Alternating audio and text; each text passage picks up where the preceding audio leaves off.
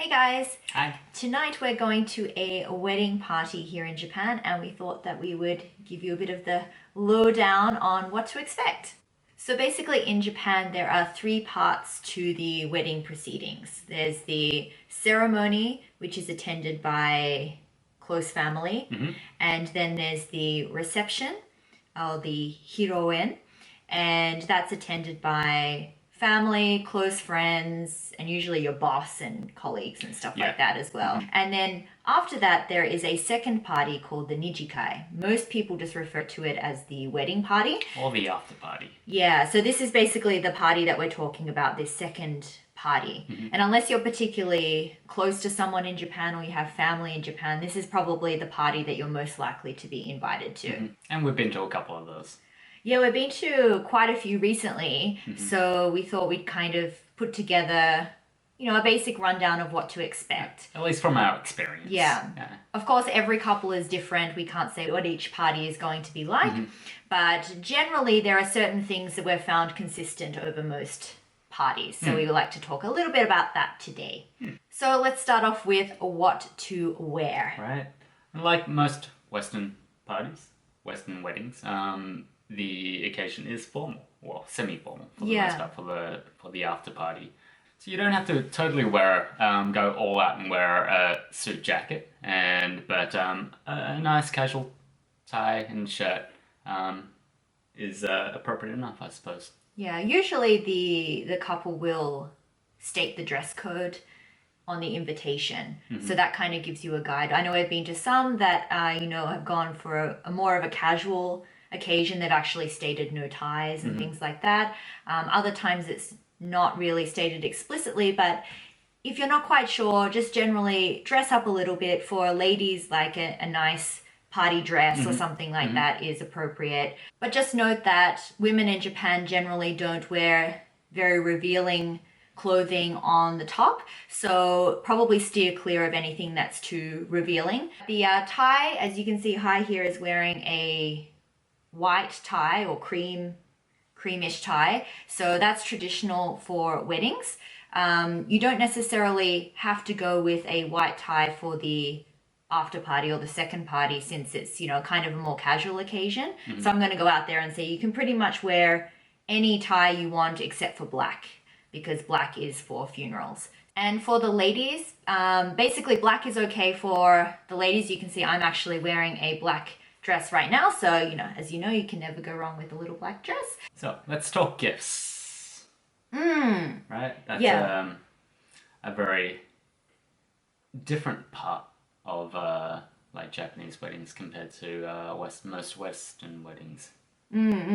So as you might suspect, it's a money gift, but in this case you don't have to worry so much about how much to give or the etiquette of giving. There's probably a whole other video we could make about gift giving for the actual reception, but if you're going to the second party, the amount you should pay is a set price. It's basically just cover the costs of the party itself, the food and the venue and whatnot. So I mean, bringing a gift is optional, completely optional, but for the most part folks just pay for their attendance, right? And it's specified in the invitation.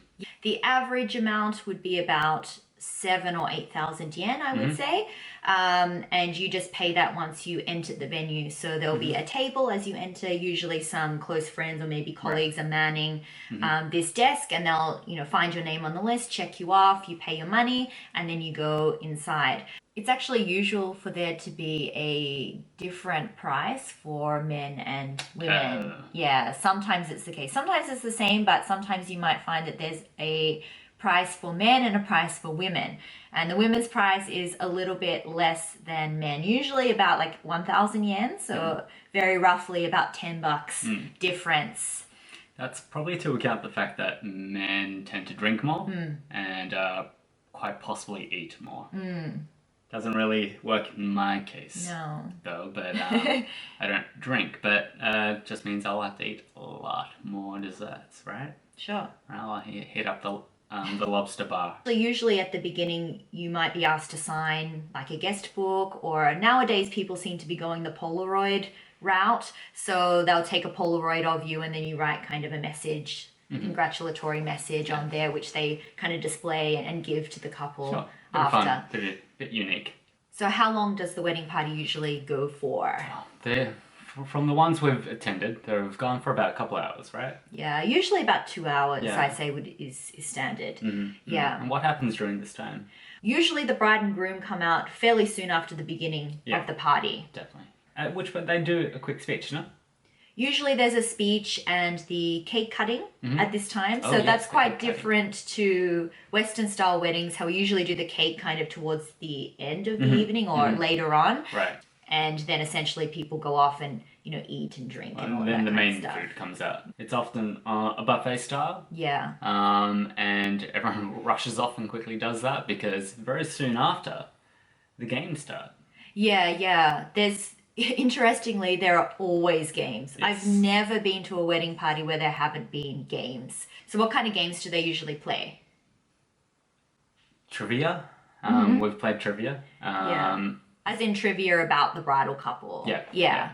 Very specific. What other games? Like bingo. Right? Yeah. Bingo seems to be a fairly popular game anytime here in Japan. Sure, yeah. Anytime there's a gathering, bingo gets pulled out and played. Reach. Yeah. And there are usually prizes too. Right. Yeah, definitely So prizes. yeah, there are prizes for, the winning number or the winning team or whatnot.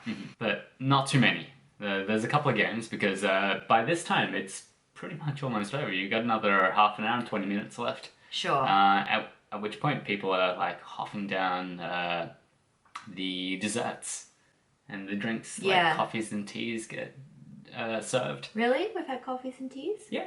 Oh, I don't really remember. No, you were busy talking. Oh. So So what happens when it gets to the end of the 2 hours? everyone gets kicked out. As soon as the alcohol service stops, pretty much everyone starts wrapping up, grabbing their bags and jackets, and then starts filing towards the exit where the bride and groom are waiting, and you get a little gift pack. Yeah. And that's basically the end of it. It's very like there's a set schedule and you can pretty much guarantee it's going to finish at the exact time because they would have just booked the venue for that set amount of time. Right. They're fairly strict on the schedule. If it's a 2-hour booking, then it's a 2-hour booking. 2-hour booking. We didn't mention actually what type of venue it usually is. Yeah. I mean, it depends on the couples, but the ones we have attended have just been, for the most part, they've been cafes. Yeah. Cafes and bars. Yeah, like a small kind of restaurant venue or bar. Okay, so I think that's about all for the wedding party. If you have any questions that we haven't covered, please feel free to leave those in the comment section and we'll do our best to answer them.